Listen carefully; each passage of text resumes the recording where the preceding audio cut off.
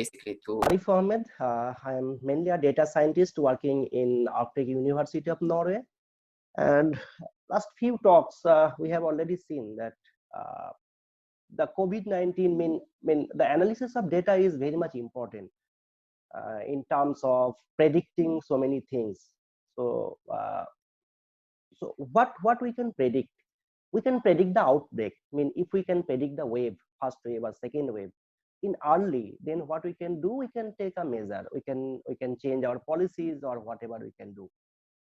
Also, we can predict when will our COVID-19 end, such that we can plan for opening shops or economics, all those things. We can also predict hotspot zones. If we can predict the hotspot zones, then actually we can take a predictive measurement in early. And also in a long term, we can predict the risk category. For example, in India, like country, they have taken 3 kinds of risk zone, like a red zone, orange zone, and green zone. So this can help us to bring an optimal thing. I mean, if you do a complete lockdown like India, so the economy will be breakdown. So you cannot go a complete lockdown. So if we can predict that in upcoming months or in upcoming week, this portion can be in a red zone, so such that we can take a measurement. So using the data, if we can predict such a thing, that can be very much helpful. But what are the challenges? The first challenges is we have seen that there may have variety of input data. For example, there are so many researches, they are trying to correlate with the weather. We try to correlate with our country wise or province wise, the immune system or pollution, or is it a travel zone, or it's a spot for where we have international travelers, all those things. So we may have so many types of data we can take and we can predict using those data. And what we have found in last 4 to 5 months, we have seen that the data is very much dynamic. I mean, we cannot correlate with China with India or Italy with America. So it's very much dynamic and it's uncertain, we have seen. What we hypothesize that a fixed neural network may not fit everywhere. I mean, if we design a simple neural network to predict for every cases, every country, all those things, so it is not possible. So this is our hypothesis. So what is our solution? The solution is that the first option is a grid search of a neural network. So what we can do, we can give a set of input data and try to search a suitable neural network for each and every one, each and every country or each and every province or all other things. But what happens when we have a grid search? We know that it's computationally very expensive. I mean, using all country data, and if we try to design a neural network for each and every country, and if we apply grid search, it may take very long time to do that one. So another option is a random search. We can pick up a random neural network and we can try an error, but it may not produce optimum result in each and every. Now another third option is a Bayesian optimized neural network. Here what happened? Here we can use a Bayesian optimization to find a suitable neural network. Yet this is also computationally expensive, but this is computationally expensive only for large volume of data. When we have a small volume of data, then Bayesian optimization is less expensive than a grid search and better than a random search. Come to the point that what is the Bayesian optimization and how we can use this one in predicting such a thing. So in a Bayesian network, you can see that our target is the function f d phi, where phi is what? Phi is a neural network. So applying d is our data set. The data set is divided into train and test data set. For example, we can take last 10 days or 15 days as a test data and all other data as a train data. Now, if we design a neural network phi such that the output of the neural network, the E, is the error. So our target is what? Our target is to find a optimal neural network where the error is minimum. So how it happened? Suppose, for example, in the figure we can see that suppose we have a n number of parameters for a particular neural network. So what we can do, we can apply a Bayesian parameter selection. So using Bayesian method, we can suppose, for example, we can choose a 10 set of parameters. And what we can do, we can design the neural network dynamically. Then we can train and validate our data in using our data set. Now, if we got the error and we measure the error, and our target is to minimize the error. So we pick up the model which would produce us one which produces us a minimum error. So after taking that one, we try to search using Bayesian parameter selection, try to search the neighborhood of that parameter, and after some iteration we may found a suitable neural network that is best fit for our data. For example, we can take a case study. So in this case study, what we have taken, our target is to predict a country-wise risk. I mean, our countries, we have divided the risk category as a high risk, middle risk, and low risk. So if we can predict after 1 month, country like Norway or country like Italy, what will be the risk category? Is it a high risk? It can be a high risk, middle risk, or low risk, such that we can plan travel plan or any other we can take a measurement policies. So our target is to design a country specific neural network, not a single neural network, that will be fitted for that country only to predict that one. And here what we have taken a local trend like a death rate, active case rate, and also the recovery rate. And also we have considered the weather data. To combine with these two data, and we try to find a suitable neural network for each and every country. So the process is a 4-step process. We take a feature selection method to select the suitable features. Then we optimize the neural network. Then we predict the trend, 3 types of trend, mean the death rate, the recovery rate, and the case rate, new case rate. So after predicting that one, we can use a fuzzy rule-based system to predict the risk. I'm not going details in that section. Here actually I will discuss only how we can find the optimal neural network. Okay, so what we have considered? We have considered a LSTM, a long short-term memory recurrent neural network, to predict 3 types of things. One is what will be the total case, what will be the death rate, and what will be the recovery rate. So what are the parameters in our things? We have a parameter number of hidden layers, number of units in a hidden layers, batch size, learning rate, dropout, and the activation functions. So using those parameters, a Bayesian of optimization will find a suitable combination of those parameters such that our country specific training and validation data will fit on that network. Means the error rate is less. Here we have considered a root mean square error to in a prediction.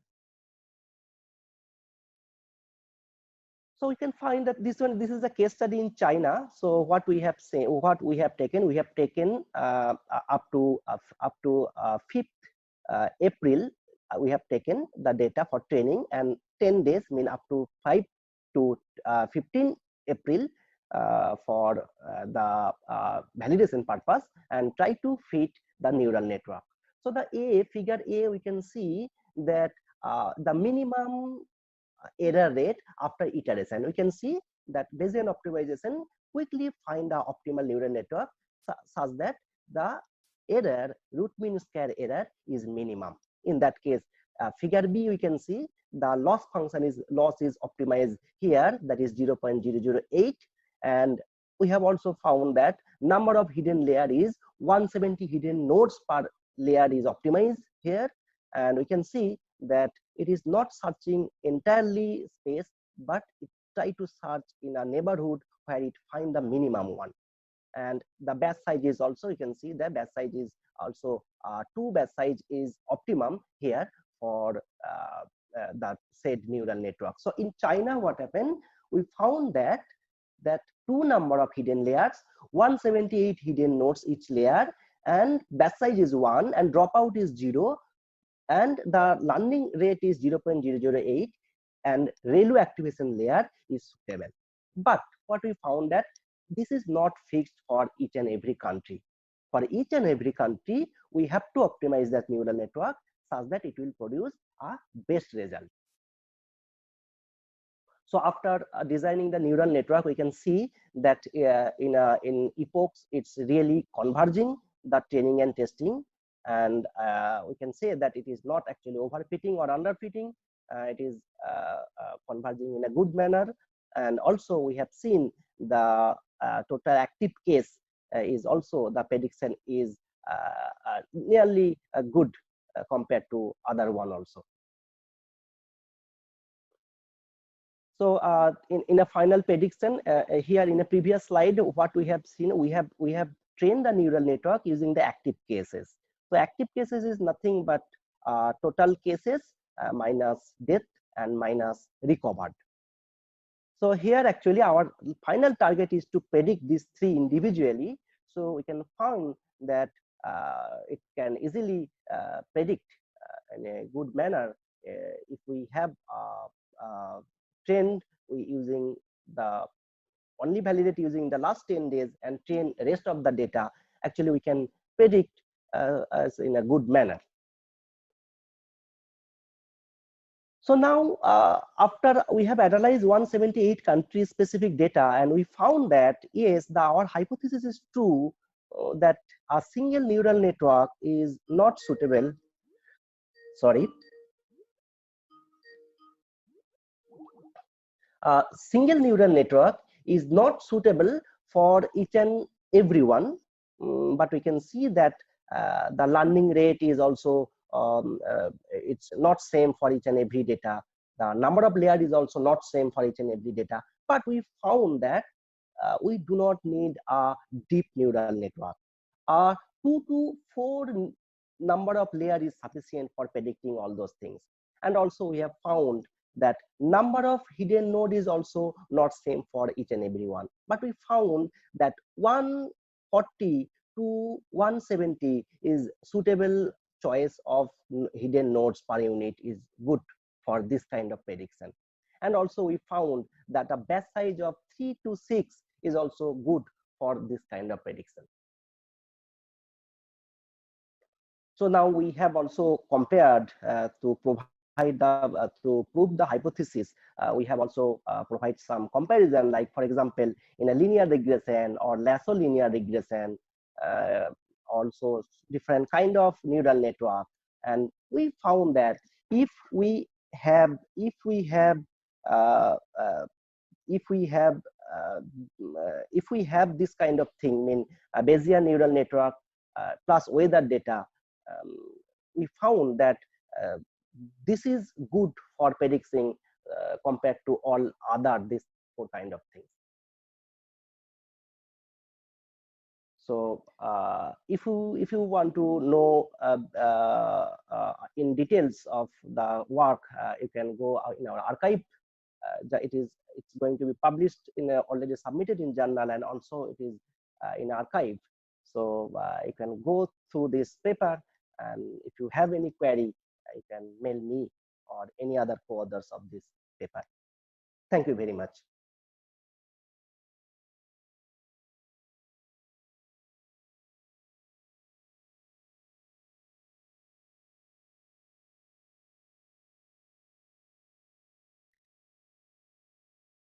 Oh, Yeah. thank you very much, Dr. Arif. Thank you very much for your presentation. Um, with the work that you developed, were you able to develop any prediction? Do you have any? Were you able to find any data to make prediction regarding different countries? Yes. Yes, already we have released the data set, mean combining the trend and combining the weather data. You can go to the website, you can go through the paper, and the link is there. So you can use that data to predict this one. That is also released publicly. And what do you think about it in terms of a second wave of a possibility of a second wave? Do you think that this could help to predict some remediation aspects of the disease? Yes, we found that we have found that it's really difficult to predict. I mean, a blind neural network is really not suitable. Actually, our studies suggest that a blind neural network is really not suitable to predict this uncertain data. But still, we have found that yes, it is possible that in a long-term case, at least 80% we can assure that okay, 80% you can make sure that this can be in a red zone or this can be in a green zone. So you know that nowadays it is going to very important to balance, because balance between what, balance between the economical total shutdown and the spreadness. So if you can predict in the upcoming 15 days or 13 days that okay, this country or this region can be a red zone, so you can take a preventive measure in a larger manner. But if you think that okay, this is after 1 month Italy is going to flatten, it can be good, so you can plan from earlier, you can travel plan or whatever, or you can plan, you can take a decision earlier. So it's possible, but what we need, this is true that a single neural network for all country, for all things, it really not suitable. Of course. And it's because every country has different cultures, different reality. You Yes, can actually yes, fit the model, the exact model for each country. The variables are very different. The variables that influences the event. So it's very complicated enough. Yeah, yes, yes, actually. yes. So this is a way we can take a larger volume of data. I mean, for example, we can include, for example, each and every country do not have the parameters, same parameters. So we, each and every country, we can take all those parameters and we can try to find which is the suitable neural network for that country. So that the paper gives a way that okay, we can think like this one. Yes, yes. And if you, let's take a real example. I have actually, I am from Brazil. And looking at different aspects, for example, from countries that are doing the lockdown solution in Europe, in Asia, or in United States, for example, there are some, and comparing with the solution that people are going through in very small cities in the countryside of Brazil, and then we see a lot of governors, a lot of mayors copy and pasting solution from other countries in those No, cities, but it doesn't solve it all because the reality is very different. It's yes, very yes, important, and I think not only for this disease, but imagine, for example, that we have another disease that we don't know anything about it. This experience might actually help to go through the other unknown yes, endeavors that yes. we might face. So thank you very much, Dr. Arif. Let's see if we have any more question here. We have a question from Suleimani Sunny. What is the criteria for the goodness of the proposed method? Okay, so uh, goodness of the proposed method is the RMSE error, the prediction error. Lower the prediction error, it's good the model. So we have already used that one. I mean, we have three types of prediction: the death rate prediction, and active case prediction, and also recovery rate prediction. So if the sum of root mean square error is lower, then it's a good model. And then another question from Suleimani Sani. Do principal component parameters binding countries play no role in transferring strategies country-wise? Yes, we found that one. Yes, principal component parameters, it's yes, can be useful, but why we have not used that one? What we find that initially we have taken n number of parameters, so we can do a principal component over that one and we can use that one. But rather than using that, we have used a parameter selection. Mean we have also tried to find that which parameters are important, and we are actually removing those parameters, those are not important. So yes, we can do a principal component analysis, but what we then what happened, then actually we have to take all the parameters. But if we try to find a suitable parameter, then also we have a insight that whether this is suitable or not. For example, we found that temperature, yes, temperature has an influence, dew has an influence, UV has an influence in some countries, but in some countries the temperature is not played a role here. So if we take a principal component analysis, then we have to take all the parameters, but we cannot say that this is a better. Yes, these are the effect. But if we do a parameter selection without PCA, then actually we can say that this parameter has an effect. We have a question from Desmond. He's asking, can he discuss the model input parameters? Also, how did he select the inputs for the model? Yes, I have not discussed here the input from the model. So in main paper, you have seen that we have tried to we have analyzed a correlation, that what is the correlation with the cases. So using that correlation, better I can just share the screen little bit.